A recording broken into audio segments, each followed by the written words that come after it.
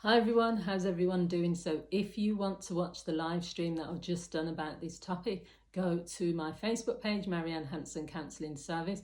And what I want to talk about in this video is getting along with your family at Christmas. So as you know, throughout this week, I'm just doing Christmas themed topics.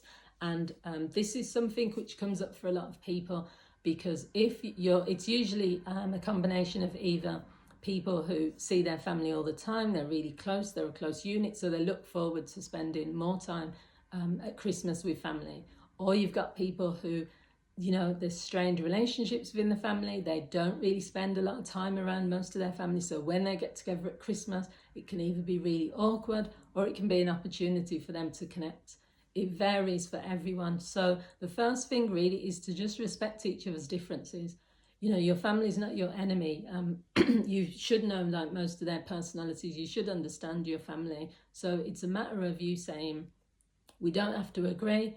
We may have not always seen eye to eye, but we're just going to respect each other. Even if you say that's only for Christmas, you're going to have a level of respect. But you may also just say, this is my brother, my sister, my mum, my auntie, whatever it is, out of respect to them. I'm just going to make sure I just see where they're coming from a little bit. And the other point that leads on to that is you can choose how you're going to interact with family members on Christmas. You can choose to just be civil. You might say, you know what, I'll have to just ignore this person because if we start talking, it's going to lead to an argument. I'm not in that place where I can connect. I'm not in that place where I even want to acknowledge them. And that's going to be tricky as well. But if you feel that by acknowledging or engaging with particular people in your family is going to lead to an argument, the best thing might just be to recognize you're in the same room, you're in the same family, but you're not going to be able to interact because there's too much that has happened. And that leads on to the other point, which is if you feel that there is lots of tension and you feel that there is like your strained relationship with family members, you might decide that before Christmas that you're going to find some time to just get together and hash it out. And maybe then you're going into Christmas Day with no like unfinished business. Everyone's different. So for me, I mentioned this on my live stream. When I dated someone, this was years ago, and it ended not in a very good way. They were then going to be a witness to my friend's wedding. So they were best friends with the groom and I was like best friends with the bride, and we were going to Cuba and there was going to be a group of us, and all I kept thinking is, oh, I don't want to see this person, I don't want to have anything to do with them.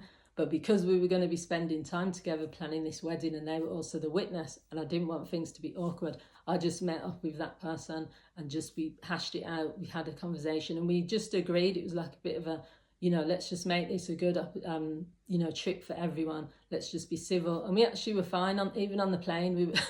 We were still like talking to each other a little bit. So I just think you might decide that, is it worth the hassle of having like tension? People can feel the tension when people are not getting along with each other. So you might just say, I just want to find some closure. So I'm going to meet up with that family member beforehand.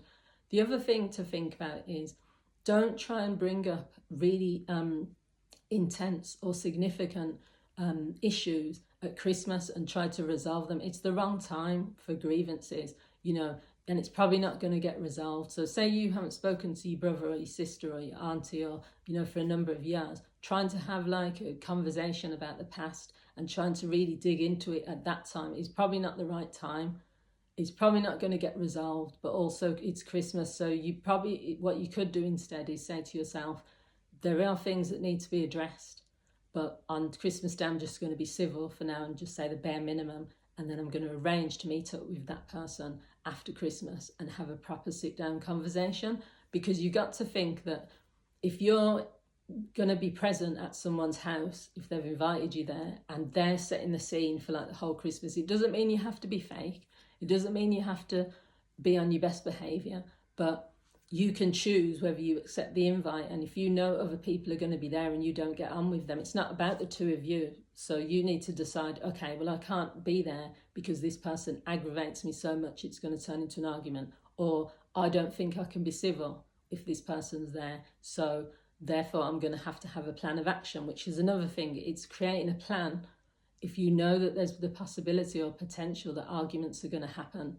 And there's probably someone in everyone's family where it's just like oil and water. I know I've got a few of my sister, actually one of my sisters, where it starts off nice and then it always turns into arguments.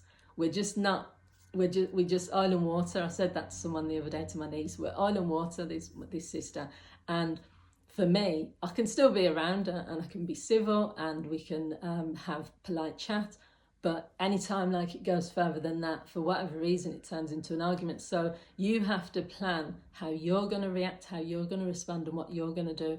So what I tend to do if I'm around that particular person, if I have to be, because it's a family gathering, is I just say to myself that I'm going to limit the interactions, but also that no matter what they say, if they're trying to push buttons, if they're trying to do whatever, I'm just going to allow that to happen. I'm not going to get drawn into it. Because I think that's the biggest thing, especially at Christmas. If you've got people who are drinking, you've got loads of people around, so you maybe have like more people, more family members together than you normally would have. There's always that potential for fireworks to happen because you've got an audience of people. You've got people that maybe you haven't seen in a long time. You've got probably things that have been unresolved. There's too many dynamics at Christmas. So you need to decide for yourself how you're going to navigate it. So put a plan of action. And the final thing is really to just try to be kind, just try to be nice. It's your family is your family. They're not like the enemy. So no matter what tensions you have, no matter what little things have gone on, the fact that you might not be getting on as well as you normally would, it's still your family. So it doesn't mean you have to be fake. But it's not hard to be nice. Do you know what I mean? It really isn't. It's easy to actually be nice to people. It's easy to actually be kind.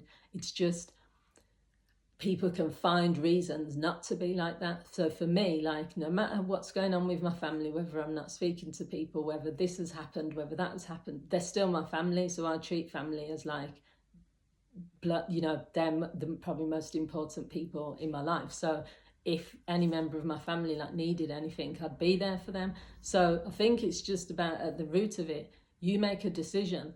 Can you be around your family just for one day and just, decide that everything's going to go well? The other part, actually, there's another one that I forgot, was to visualize as well. So visualize how things are going to go. Have in your mind, create the perfect Christmas, if you like. So you would visualize it. You would visualize you're going to walk into that house who you've been invited to for Christmas. Everyone's going to be smiling, everyone's going to be happy, and then if you already visualize it going that way, then normally it will go that way. Visualization works for me anyway, normally. So yeah, give it a go. So let me know what you guys think. I'd love to hear your comments. As I've said, you can also watch the live stream version of this video on my Facebook page, Marianne Hanson Counselling Service. Thanks for watching, and I'll speak to you soon. Bye.